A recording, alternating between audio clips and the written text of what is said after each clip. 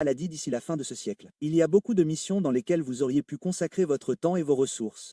Pourquoi ne pas parler des raisons pour lesquelles vous avez choisi celle-ci? Peut-être Priscilla, pourquoi ne pas commencer par vous et entendre votre version de l'histoire? Les gens sont toujours surpris quand je parle de la façon dont nous travaillons dans la recherche scientifique fondamentale. J'ai suivi une formation de pédiatre et les gens pensent toujours que ça doit être lié à la médecine.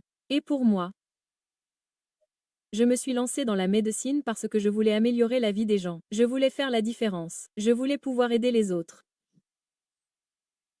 Et je pense que lors de ma formation de pédiatre à l'UCSF, j'ai rencontré beaucoup de patients et, franchement, de jeunes enfants et des familles pour lesquels nous n'avions aucune idée du problème. Et il pouvait avoir un gène spécifique qu'il pouvait nommer s'il avait de la chance. Ou ils pouvaient être regroupés dans un groupe d'autres maladies et il y avait une sorte de PDF général qu'ils imprimaient comme ça, c'était ce que nous savions. Et puis, en tant qu'interne ou résident, c'était mon travail d'essayer de traduire quelques lignes d'information en la manière dont nous étions censés prendre soin du patient. Et pour moi, c'est là que j'ai vraiment réalisé le pouvoir de la science fondamentale et la façon dont nous devons travailler sur la science fondamentale pour faire avancer le domaine du possible et sans cela, je pense que c'est en quelque sorte le pipeline de l'espoir. Ouais. Et pourquoi avez-vous pensé que vous pouviez guérir toutes les maladies? Parce que c'est comme un objectif très ambitieux. Voulez-vous répondre à cette question? Ouais, bon, eh bien, je veux dire que nous n'allons pas guérir toutes les maladies pour être clair. Je veux dire que la stratégie est d'aider les scientifiques et la communauté scientifique à guérir toutes les maladies. Donc la stratégie consiste vraiment à accélérer le rythme de la science fondamentale et la théorie que nous avions était que si vous regardez l'histoire de la science, la plupart des percées majeures sont fondamentalement précédées par l'invention d'un nouvel outil pour observer les phénomènes d'une nouvelle manière. N'est-ce pas? Pensez à des choses comme le microscope, n'est-ce pas? Être capable d'observer les bactéries ou vous savez d'autres domaines, le télescope ou, vous savez, mais c'est. Juste pour utiliser un exemple d'ingénierie, vous savez, c'est sans ce genre d'outils, c'est un peu comme si vous codiez sans pouvoir parcourir le code et déboguer des choses, n'est-ce pas? C'est donc comme au bon vieux temps. Notre approche générale consiste essentiellement à aider à créer des outils qui accéléreront le rythme de l'ensemble du domaine. Je pense qu'il existe un créneau qui convient à cela, car si vous regardez le fonctionnement du financement dans le domaine scientifique, la grande majorité des financements proviennent du gouvernement et de subventions du NIH. Ils sont répartis en subventions relativement modestes qui permettent à des chercheurs individuels d'étudier des choses généralement à court terme. Le développement de ce type de nouveaux types d'outils, qu'il s'agisse d'imagerie ou de construction de nombreux outils d'IA, comme les modèles de cellules virtuelles, est à plus long terme et souvent plus coûteux à développer. Pensez donc à un coût de l'ordre de 100 millions à 1 milliard de dollars sur une période de 10 à 15 ans. Ensuite, vous essayez de débloquer ces outils et de les donner à la communauté scientifique pour accélérer le rythme. C'est donc un peu la théorie. Et il semble qu'il y ait aussi quelque chose qui fait que l'on ne reconnaît pas vraiment les outils à bien des égards. Je veux dire, on a remarqué que des entreprises utilisent vos outils et en sont très heureuses. Mais, vous savez, je ne savais même pas que c'était le cas. Et, c'est pour ça que c'est de la philanthropie. Ouais, eh bien, ça l'est, mais la plupart des gens font de la philanthropie pour être reconnus aussi. Je veux dire, vous savez, c'est un peu comme ça que ça en fait partie. Alors, comment avez-vous pensé à ça? Ou vous êtes-vous juste dit que ça allait marcher et que si ça marchait, c'était tout ce dont nous avions besoin? Nous sommes vraiment concentrés sur le fait de rendre chaque scientifique meilleur et au-delà de la science, comme les startups, les fondateurs de startups, parce que le fait est que nous ne pouvons pas y arriver seuls. Et lorsque nous avons fixé pour la première fois l'objectif de guérir et de prévenir les maladies d'ici la fin du siècle, les gens, honnêtement, la plupart des scientifiques, ne pouvaient pas nous regarder avec sérieux. Et avec humour. Oui. Et c'était vrai, car si vous décidiez simplement de dépenser l'argent pour financer la meilleure subvention pour chaque laboratoire du pays, comme vous, il n'y aurait aucune chance que cela devienne réalité. Mais si vous forciez les gens à vraiment réfléchir à cela et à se demander quelle est la voie la plus crédible pour y parvenir et quels sont les obstacles à cette voie crédible, alors nous aurions en quelque sorte réussi quelque chose, n'est-ce pas?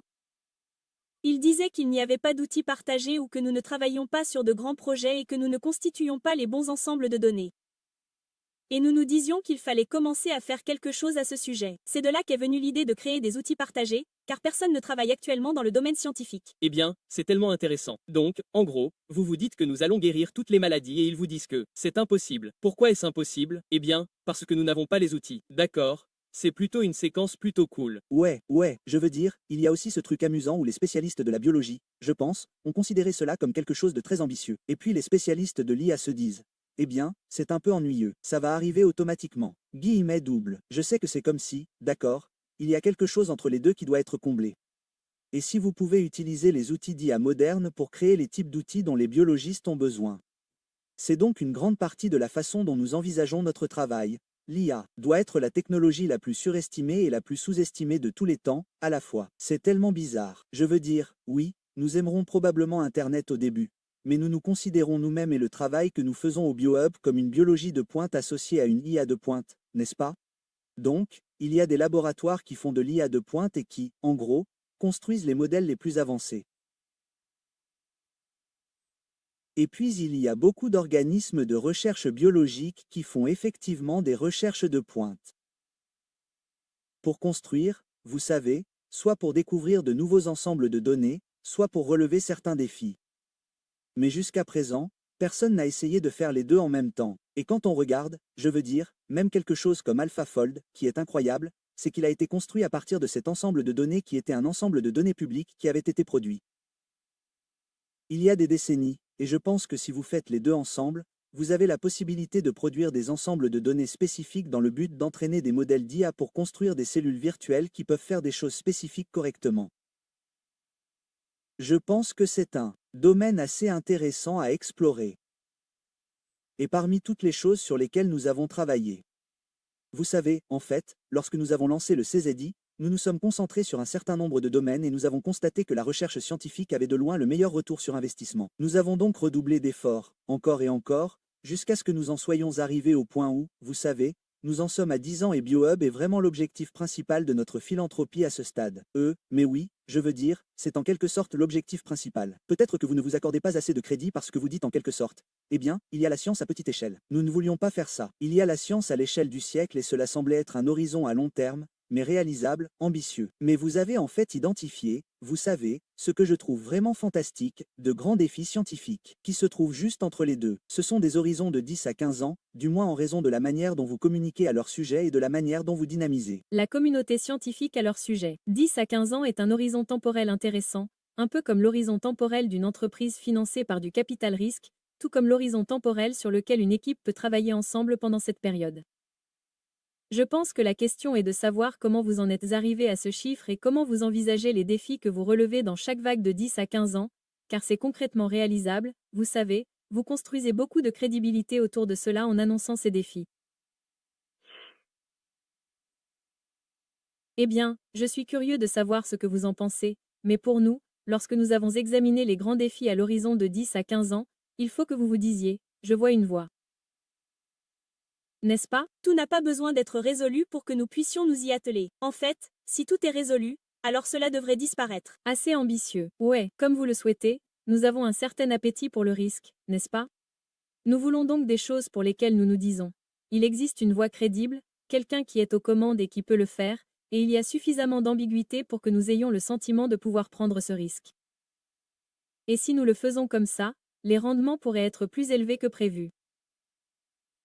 Et la façon dont nous avons modélisé cela, vous savez, dans les biohubs, c'est que nous avons 3 biohubs. Nous en avons un à San Francisco, un à Chicago et un à New York. Celui de New York travaille sur l'ingénierie cellulaire. Vous savez, pouvons-nous concevoir des cellules pour qu'elles puissent détecter des signaux, les lire ou prendre certaines mesures? À Chicago, nous construisons des tissus et étudions les communications entre les cellules tissulaires. Et puis à San Francisco, nous étudions l'imagerie par imagerie profonde et la transcriptoïque. Et ces travaux ne sont pas effectués par hasard. Nous examinons également les universités partenaires, car nous avons des personnes qui viennent dans les biohubs pour faire ce travail. Collaboratif, interdisciplinaire, et en quelque sorte sans les contraintes du laboratoire traditionnel, mais nous nous appuyons également sur les laboratoires de ces instituts universitaires qui soutiennent le travail.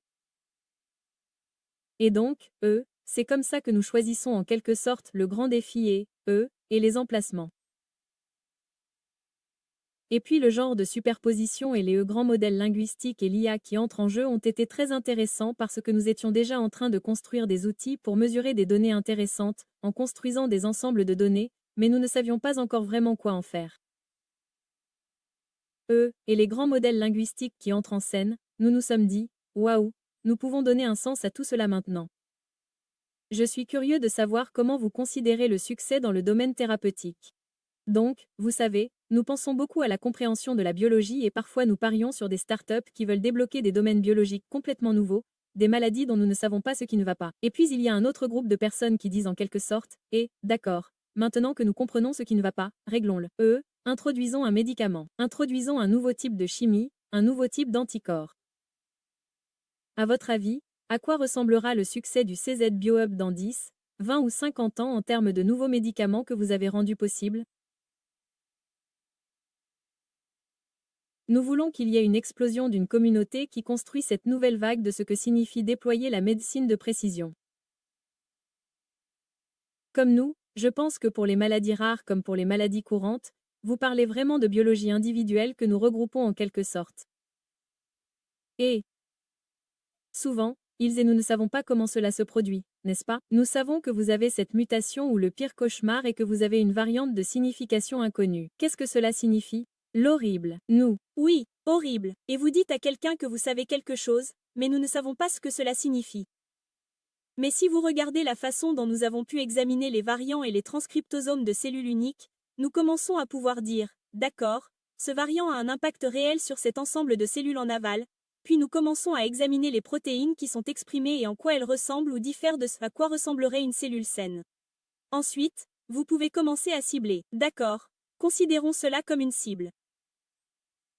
Et vous connaissez tous les deux la spécificité de la cible que vous souhaitez construire en fonction de la capacité à relier la mutation à l'expression des protéines ainsi qu'à être en mesure de prédire les effets hors cible. Quels sont les effets secondaires? Parce que vous savez également où ce médicament pourra interagir avec le corps.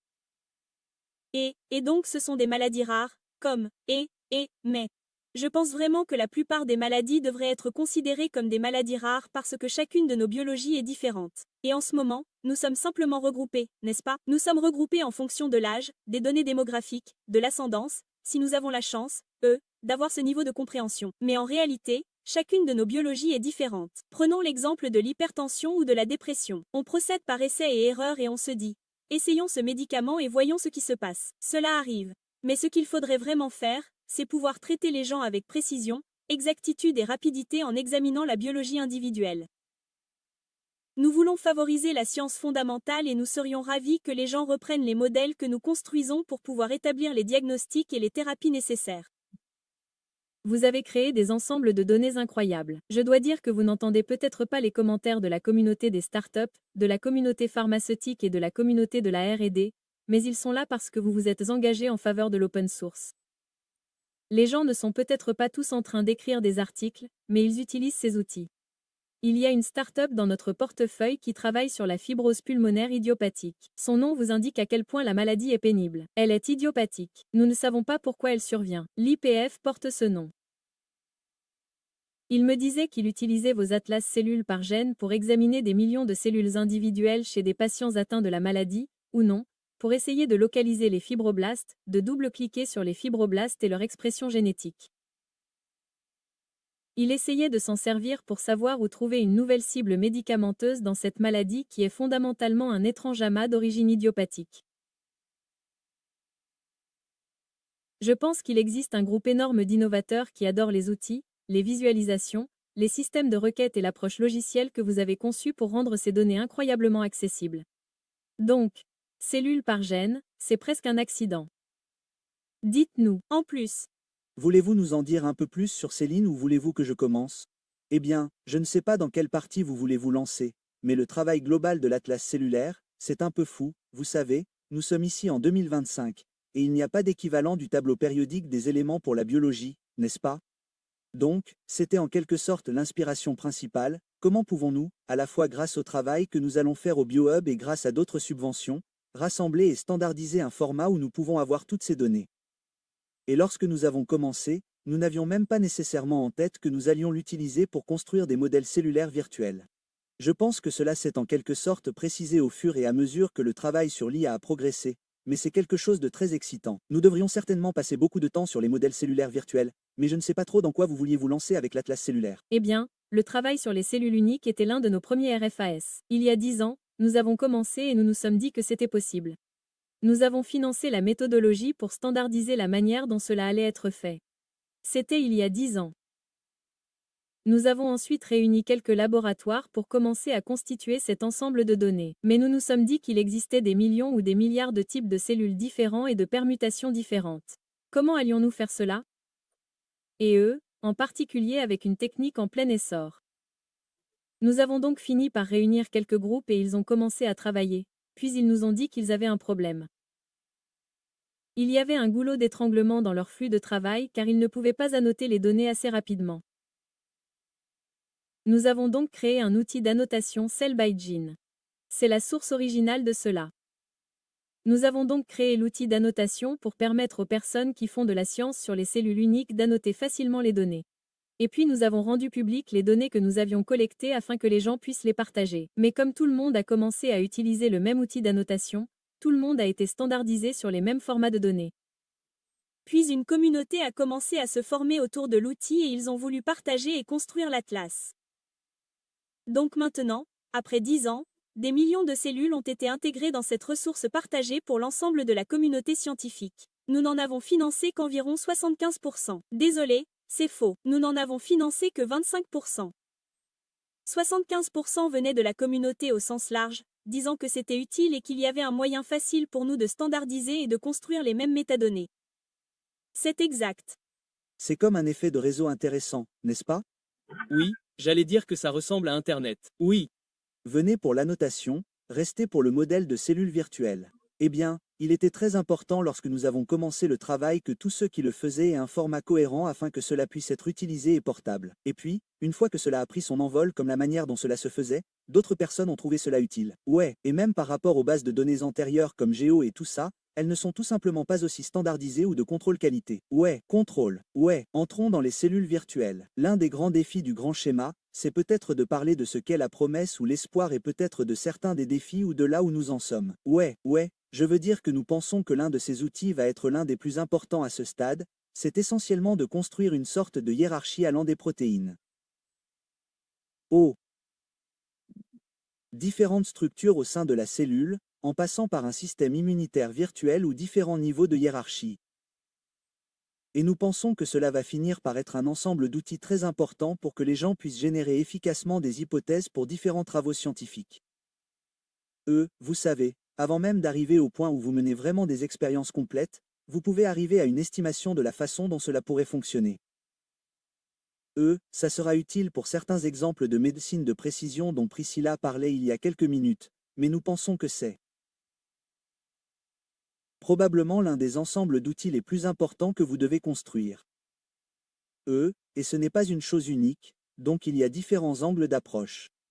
Les données de l'atlas cellulaire sont utiles pour comprendre les choses au niveau cellulaire. L'une des choses les plus importantes que nous faisons en ce moment. C'est cette grande entreprise, Evolutionary Scale, qui a en fait un groupe de chercheurs qui avaient travaillé auparavant chez Meta sur des modèles de repliement des protéines, qui rejoint un BioHub et Alex Reeves, le responsable, va en fait être le genre de responsable de tout le programme scientifique, ce qui est plutôt intéressant. Ouais, quand on y pense, c'est comme si l'IA et la biologie se rejoignaient. Et c'est vraiment comme si c'était une personne qui s'occupe de l'IA et qui comprend la biologie qui la dirige plutôt qu'un biologiste qui a une certaine compréhension de l'IA. Je pense que cela illustre un peu le poids relatif de ces deux choses. Mais je veux dire que nous considérons fondamentalement, comme Priscilla le disait, les différents biohubs. Ensuite, New York, qui fait de l'ingénierie cellulaire, permettra d'avoir des cellules capables d'enregistrer différentes choses qui se passent dans le corps, de partager ces données et de les intégrer dans des modèles. Le BioHub de Chicago est capable d'enregistrer l'inflammation et de l'étudier afin de mieux la comprendre. C'est un ensemble de données différents. Nous avons l'Institut d'imagerie, où nous venons de former notre premier ensemble de modèles, qui sont les premiers modèles spatiaux permettant de comprendre l'apparence de ce type de cellules dans différents états. Finalement, tout comme vous avez cette analogie du côté de l'industrie autour des modèles linguistiques, où vous avez différentes capacités, puis au fil du temps, vous les formez en modèles, et cela devient de plus en plus général. C'est un peu l'idée ici. Nous allons donc construire des biohubs autour de grands défis biologiques. Les biohubs construiront des outils qui généreront de nouveaux ensembles de données. Nous construirons des modèles basés sur ceux-ci, puis nous finirons par combiner les modèles en une vue de plus en plus générale d'une cellule virtuelle qui sera utile, à la fois pour les scientifiques et, espérons-le, pour les startups et les entreprises qui travaillent à la recherche de médicaments, ce qui n'est pas notre rôle dans tout cela, mais je pense que c'est manifestement une partie très importante de ce qui doit se passer. Oui. Et vous savez, vous pensez tout le temps au risque lorsque vous faites des investissements. Je pense que la promesse de pouvoir faire de la biologie virtuelle en utilisant un modèle cellulaire virtuel est que vous pouvez réellement vous lancer dans des idées plus risquées. À l'heure actuelle, les subventions peuvent être difficiles à obtenir, et le travail en laboratoire humide est coûteux et lent. Et ce n'est pas seulement une question d'argent, c'est aussi une question de temps. Vous devez donc choisir quelque chose qui, selon vous, aura une certaine probabilité de succès pour poursuivre votre carrière en laboratoire. Et donc, cela incite naturellement les gens à prendre des risques, mais pas beaucoup, car ils doivent s'assurer qu'ils atteignent un certain pourcentage de temps pour obtenir un poste permanent, publier ou faire tout ce qu'ils doivent faire. Mais si vous aviez un modèle de cellule virtuelle où vous pourriez simuler une biologie de très haute qualité, vous pourriez alors commencer à tester et à bricoler du côté informatique et, par exemple, poser des questions plus risquées, des choses qui auraient été coûteuses en termes de temps et de ressources à faire en laboratoire, et voir réellement s'il est prometteur de faire des expériences en silicone avant d'investir du temps et de l'argent dans un laboratoire humide. Vous le considérez comme un organisme modèle? Ouais, comme si c'était le nouveau fruit de la mouche. Ouais. J'allais demander, étant donné la complexité d'une cellule. À quel point pensez-vous que le modèle sera précis? Je veux dire, en supposant que vous obteniez une représentation parfaitement précise d'une cellule, mais quelle précision doit-il avoir pour être utile avec la cellule virtuelle? Je pense que cela va évidemment itérer et s'améliorer de plus en plus, car pour l'instant, nous parlons toujours de transcriptoïque. Se développe dans différentes façons d'observer la cellule, mais vous obtenez de plus en plus de précision, mais je ne pense pas qu'il soit nécessaire que ce soit précis à 100% pour être utile, car vous voulez juste pouvoir réduire un peu les risques de l'idée en amont. Et plus vous réduisez les risques, plus cela devient efficace, bien sûr, mais cela sera utile si vous obtenez ne serait-ce qu'un signal directionnel. Et oui, je le pense. Nous le considérons comme un organisme modèle, mais d'une manière qui soit fidèle au corps humain, comme vous savez, comme je ne veux pas que tous les modèles soient faux. Certains sont utiles. Ouais, Cela a, je l'espère, une utilité sur certains accès. exactement. Et tout comme les modèles de langage, vous intégrez des capacités spécifiques. Ce n'est donc pas le cas, par exemple, vous savez, l'un des modèles que nous publions est le variant formé, n'est-ce pas? En gros, vous savez, il fait en sorte qu'il soit entraîné sur un groupe de paires efficaces de cellules, vous avez une cellule, vous lui appliquez CRISP à un endroit, vous voyez ce qui sort de l'autre côté. Donc, il est capable de faire ce genre de prédiction, du genre, d'accord, si vous avez cette modification que vous faites à une cellule, que va-t-il probablement se passer? Un autre des modèles est ce modèle de diffusion. En gros, vous pouvez décrire un type de cellule que vous aimeriez qu'il simule et il produira simplement une sorte de modèle synthétique de la cellule. Encore une fois, je veux dire, c'est assez intéressant parce que pour revenir à ce que Priscilla a dit tout à l'heure sur le fait que tout le monde est différent et que différentes cellules ont en quelque sorte, vous savez, vous voulez pouvoir simuler ce genre de configuration rare. Avoir au moins une version synthétique de ce à quoi cela pourrait ressembler est intéressant et vous pouvez ensuite la tester. Je trouve que le modèle Cryo est intéressant parce qu'il est spatial. Cela vous donne donc une idée de tous ces différents modèles que vous pouvez avoir et qui vous permettent d'examiner différents types de choses, puis de les entraîner à devenir de plus en plus généraux au fil du temps. Waouh, très intéressant. Et la technologie de modélisation est-elle essentiellement des LLM ou existe-t-il un modèle de raisonnement? Est-ce que c'est juste un « oh, c'est en fait ». Ouais, je sais que c'est aussi fascinant, et parce que l'un des nouveaux modèles. Je pense que celui-ci est très précoce, mais c'est en gros le premier modèle de raisonnement en biologie. Donc l'idée est que, ouais, vous avez effectivement ces modèles qui simulent en quelque sorte des modèles du monde de différentes manières, et vous voulez qu'ils soient capables non seulement de générer des corrélations, en termes de ce qu'ils ont trouvé, mais aussi de raisonner sur la façon dont les choses évolueraient et pourquoi elles se produiraient.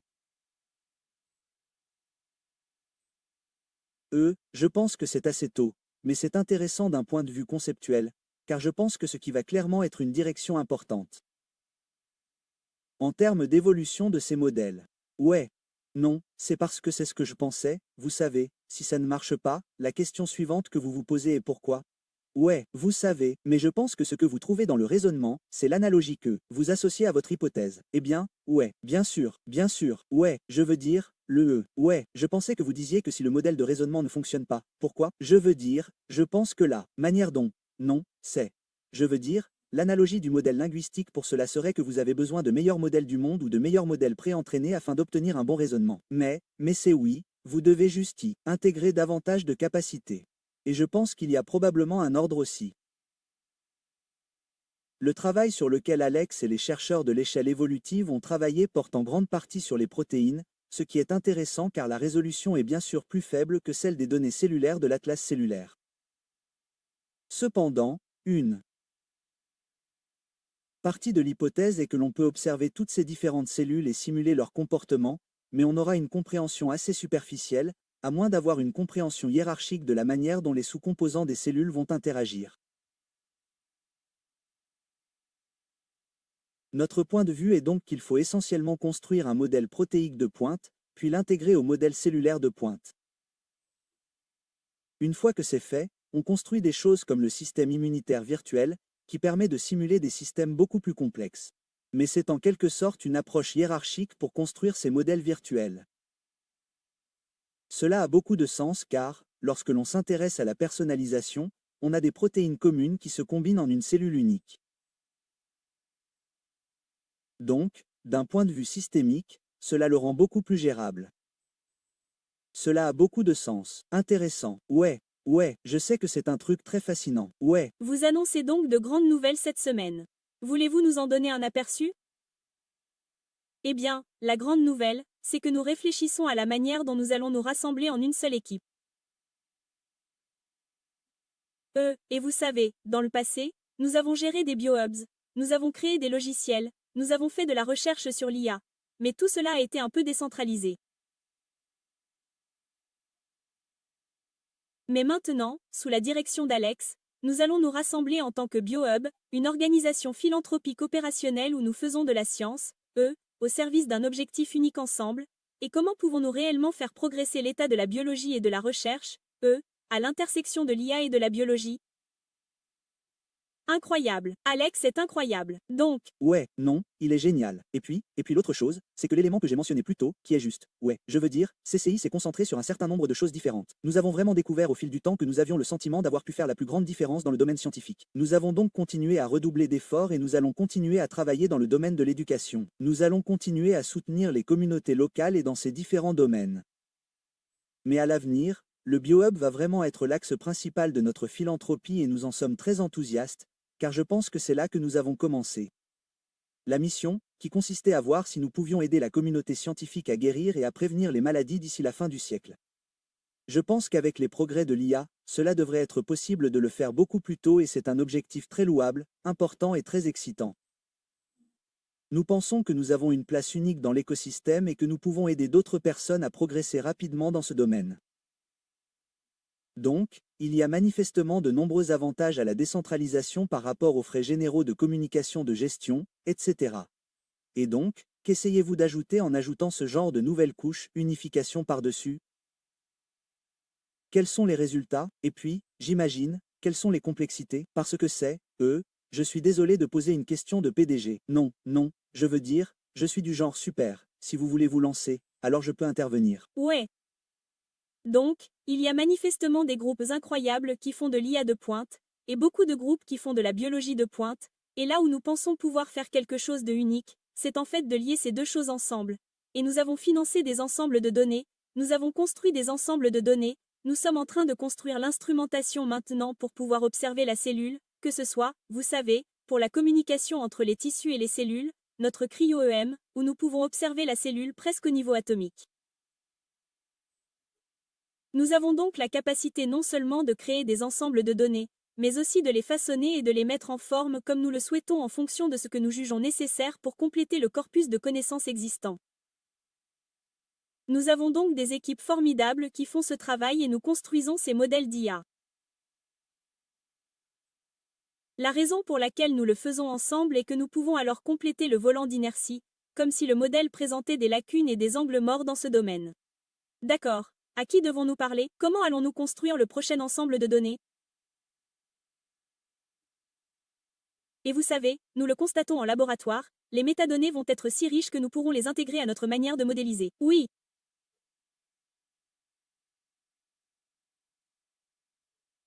Je pense que cela va être incroyablement puissant. Et c'est bien plus que simplement rédiger une spécification et dire « Veuillez nous la livrer ». Ces personnes doivent travailler côte à côte et façonner le travail de chacune pour que cela devienne un modèle de plus en plus précis du fonctionnement de la cellule humaine. Eh bien, oui. C'est tellement intéressant parce que c'est exact, c'est la plus grande surprise pour nous dans le secteur de l'IA. Oublions la biologie une seconde, les modèles spécifiques à un domaine ont été super intéressants. La thèse initiale était que certaines IA sont tellement intelligentes qu'elles seront plus intelligentes que tout le monde dans tous les domaines, mais eux. Comme sur les modèles vidéo, chaque modèle vidéo est meilleur dans quelque chose, mais pas dans tout.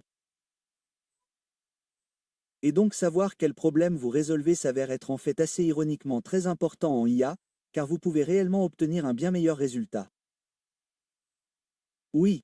Si vous mettez les deux ensemble, comme oui, nous le constatons encore et encore, d'une manière qui, je dirais, est très contre-intuitive par rapport à tout le discours qui l'entoure.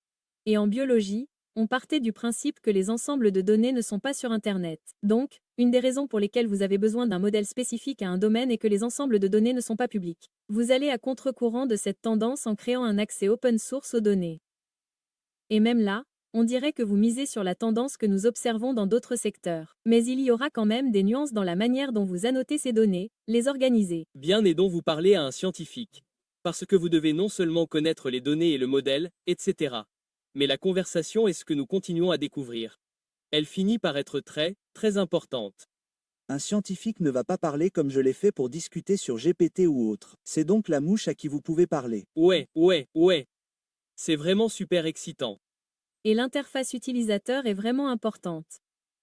Vous avez dit que vous avez un fondateur qui utilise Cell by Gene. Cette interface utilisateur a été intentionnellement conçue pour ne pas nécessiter d'avoir une formation informatique ou biologique très approfondie pour pouvoir l'utiliser, car vous voulez que des personnes issues de différents domaines examinent le problème. C'est comme si vous regardiez ici, aidez-nous à résoudre des problèmes ici. Et donc construire cette interface utilisateur d'une manière où ce n'est pas une barrière très élevée à l'entrée pour pouvoir fouiner, apprendre quelque chose et réutiliser vos connaissances dans votre travail, c'est intentionnel. Et nous espérons vraiment que lorsque nous construirons ces modèles virtuels, nous arriverons à un stade où nous pourrons permettre une barrière à l'entrée de plus en plus basse pour que les gens puissent dire, par exemple, j'ai des connaissances sur ce sujet, je peux peut-être contribuer. Un exemple très pertinent est que je pense que l'immunologie a beaucoup à voir avec la neurodégénérescence, mais il semble que l'immunologie soit derrière tout cela, elle pourrait donc faire partie de votre vision du siècle. Vous devez donc pouvoir permettre aux immunologistes d'intervenir et de comprendre la neurodégénérescence et de comprendre comment leur monde s'intègre. Et donc plus vous abaissez la barrière à l'entrée, plus les gens peuvent réellement penser d'une manière véritablement collaborative et interdisciplinaire. Le BioHub va-t-il grandir en tant qu'équipe?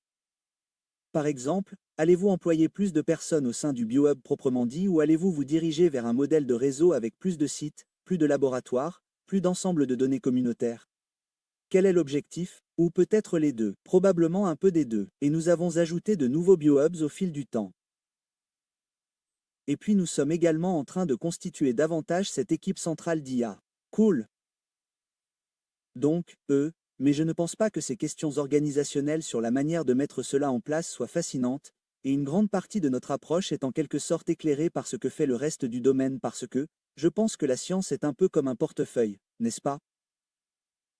La société a un portefeuille de choses qu'elle essaie de faire, et, en termes de philanthropie, vous voulez être le plus additif possible en essayant de déterminer ce qui est sous-représenté. Donc, la science par défaut est très décentralisée, n'est-ce pas? C'est un peu la façon dont les subventions ont fonctionné, la façon dont je pense que les scientifiques veulent travailler par défaut. Je pense que nous avons découvert que trouver des moyens d'encourager la collaboration par des moyens qui semblent très simples mais qui n'existaient pas auparavant peut générer beaucoup de valeur. Le tout premier BioHub que nous avons créé comportait deux éléments intéressants. L'un était une collaboration entre l'UCSF, Stanford et Berkeley. Il y avait toutes ces personnes très intelligentes dans tous ces endroits différents qui, auparavant, en théorie, auraient pu trouver un moyen de travailler ensemble. Mais il n'y avait pas vraiment de structure formelle pour le faire, et cela a permis une collaboration beaucoup plus poussée. L'autre élément est la transdisciplinarité. En gros, faire asseoir des biologistes à côté d'ingénieurs et considérer que ces deux disciplines sont des choses qui doivent être. Et je ne sais pas. Je veux dire, je suis sûr que vous savez que vous avez vu cela dans de nombreuses entreprises, mais il y a tellement de choses intéressantes dans les entreprises qui les distinguent toujours. Eh bien, c'est intéressant. Non, c'est intéressant de voir combien de questions ou de problèmes organisationnels on peut résoudre juste en réunissant deux équipes, n'est-ce pas? C'est comme si le tableau ou autre n'avait pas d'importance. C'est comme si vous deviez vous asseoir l'un à côté de l'autre et jusqu'à ce que ça marche, et c'est quelque chose en quoi je crois vraiment. Donc, Et vous avez 10 à 15 ans. eh bien, non. C'est comme si la communication était un problème tellement sous-estimé en général. Ouais, dans tous les domaines, dans la construction ou la résolution de quoi que ce soit. Donc, c'est plutôt chouette. Ouais, et c'est juste des trucs vraiment simples, mais je pense que c'est un modèle assez novateur, et l'une des choses que nous avons maintenant copiées. Du premier BioHub au réseau BioHub et que nous avons étendu à d'autres modèles, mais c'était aussi chouette de voir d'autres personnes qui travaillent dans le domaine adopter des modèles similaires, car c'est assez intuitif. Mais vous savez, à un moment donné, vous atteindrez le point où, vous savez, c'est vraiment bien d'avoir un travail décentralisé aussi, n'est-ce pas? Donc, nous ne disons pas que c'est comme ça que toute la science devrait fonctionner. Nous disons juste qu'il y a une place pour cela. Cela peut libérer beaucoup de valeur, car pour une raison ou une autre, ce n'était pas la méthode par défaut. Ouais, et nous comptons toujours sur. Ouais, il y a des histoires célèbres dans le laboratoire du MIT à ce sujet. C'est comme ça qu'ils ont inventé les lasers, etc. Ils ont mis un groupe de personnes de différents départements dans le même Labo, ouais, eh bien, en fait, la physique est là où nous avons trouvé une grande partie de l'inspiration. Historiquement, la physique a toujours été comme si les laboratoires se rassemblaient autour de grands projets et de grandes ressources partagées. Et nous sommes relativement centralisés, mais nous dépendons toujours de nombreux laboratoires qui font des travaux de pointe ou des travaux complémentaires pour se réunir afin de soutenir cela. Voilà.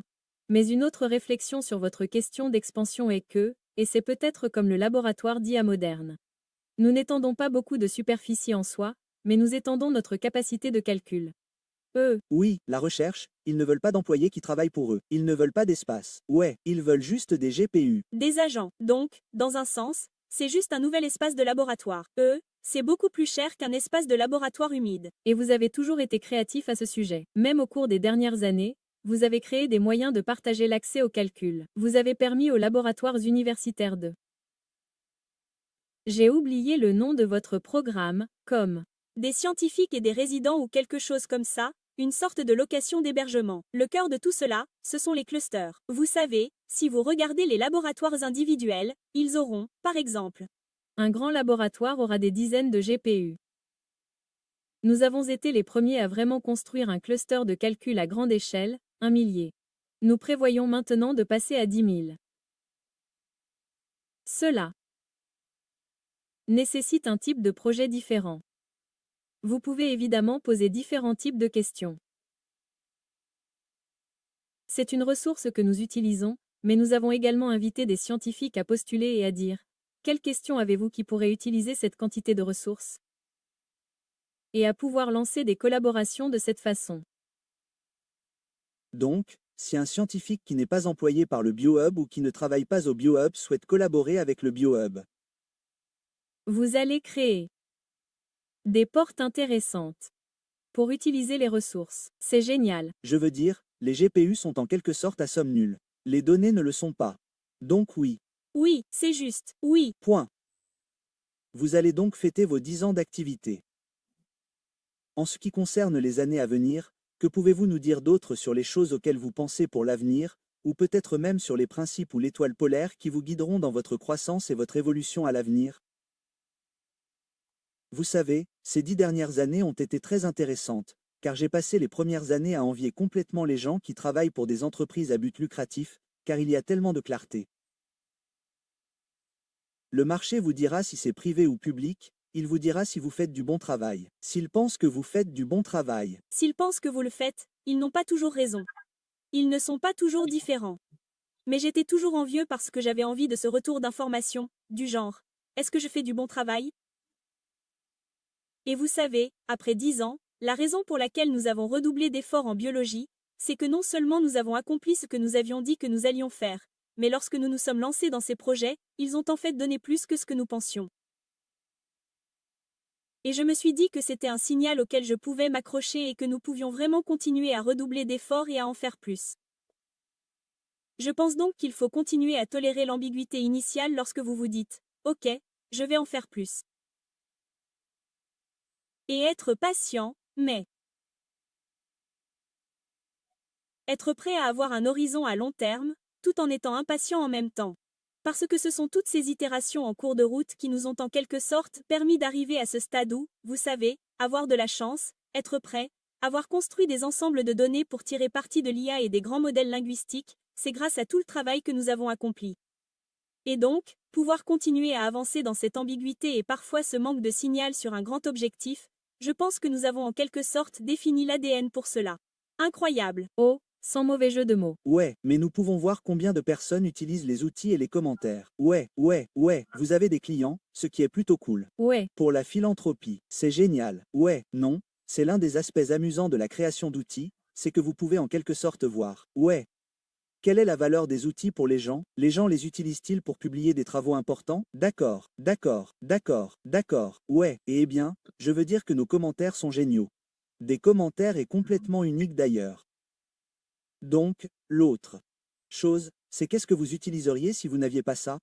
C'est comme s'il n'y avait rien. Non, ouais, c'est un vrai vide. Je veux dire, il y a tout ce pipeline qui doit exister, de l'accélération de la science fondamentale au financement d'un grand nombre de personnes pour l'utiliser, pour ensuite pouvoir entrer dans les biotechnologies qui peuvent commencer à travailler sur de nouvelles thérapies, puis vous avez les sociétés pharmaceutiques qui les mettent en œuvre à grande échelle. Et puis il y a un espace pour la philanthropie de l'autre côté de la santé publique, qui consiste essentiellement à prendre les thérapies et à les mettre à la disposition de tout le monde dans le monde. Mais c'est un espace où l'IA va avoir un énorme effet de levier et il semble qu'il pourrait y avoir beaucoup plus d'efforts dans ce domaine pour créer des outils et accélérer tout cela beaucoup mieux. Ouais. Et je pense que c'est un domaine où vous êtes complètement unique. D'accord, d'autres personnes peuvent le faire, mais personne ne fait ce qu'il faut pour avoir un bon marché fondateur. Oui, une adéquation entre le marché fondateur et le marché. Je veux dire, si nous n'existions pas, cela poserait-il problème? Oui, comme ces questions, vraiment, vous savez, en tant que capital risqueur, l'un d'entre nous est ingénieur, l'autre est scientifique, médecin. Ouais, très heureux de cette orientation. Ouais, nous vous remercions beaucoup, non seulement pour nos entreprises, mais aussi pour nous en tant qu'êtres humains, pour avoir travaillé sur ce projet. C'est un travail incroyable. Merci les gars.